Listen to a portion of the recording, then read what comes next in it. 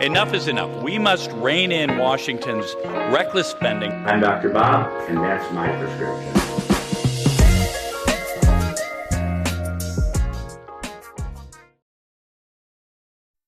I'm Dr. Bob Onder, Congressman from Missouri's 3rd Congressional District. This week, the House Judiciary Committee advanced my bill, the Chloe Cole Act. The issue of gender activists exploiting our vulnerable children is important to me, not only as a congressman, but as a physician and a father as well. For the last 50 years, but especially since the COVID lockdowns, there has arisen a whole ecosystem of activists, counselors, psychologists, and unscrupulous doctors exploiting the suffering of vulnerable children. Children who are often struggling with depression, anxiety, autism spectrum disorder, the trauma of abuse, or simply the physical and emotional challenges of puberty.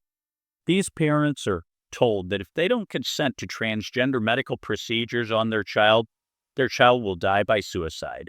They are asked the manipulative question, would you rather have a live son or a dead daughter?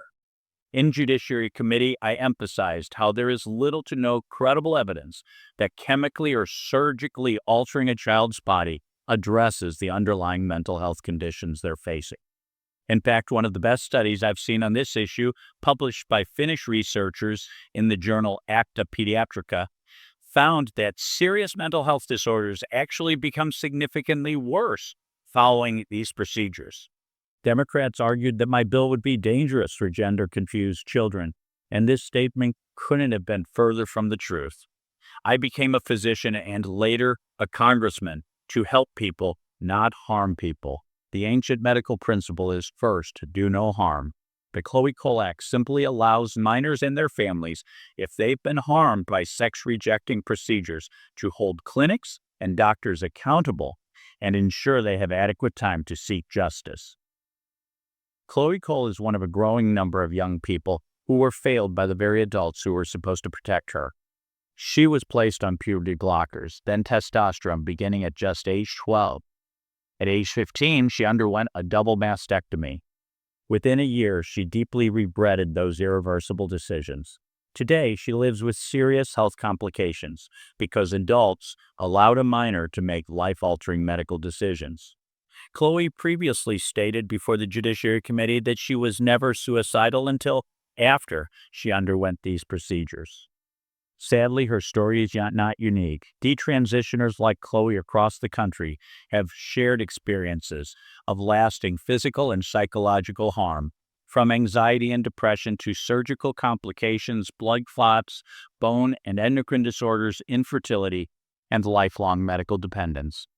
These young people need and deserve compassion. They also deserve accountability. They deserve justice. That's why I'm proud the Judiciary Committee advanced the Chloe Cole Act.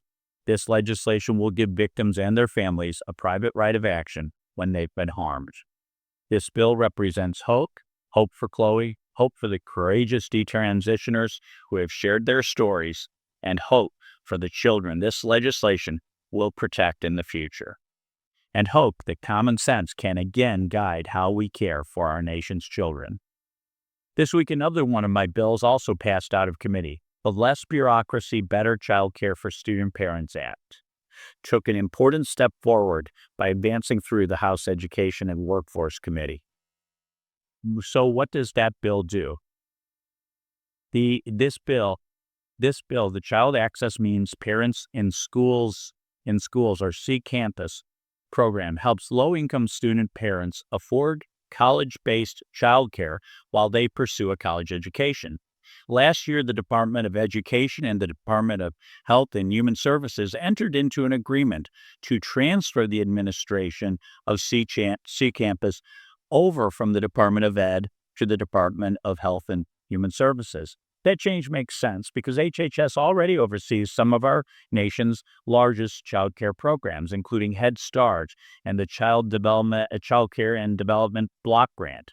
It has expertise, infrastructure, and experience to administer these programs more efficiently and reduce bureaucracy and help ensure resources are focused where they're needed most, supporting student parents and their children.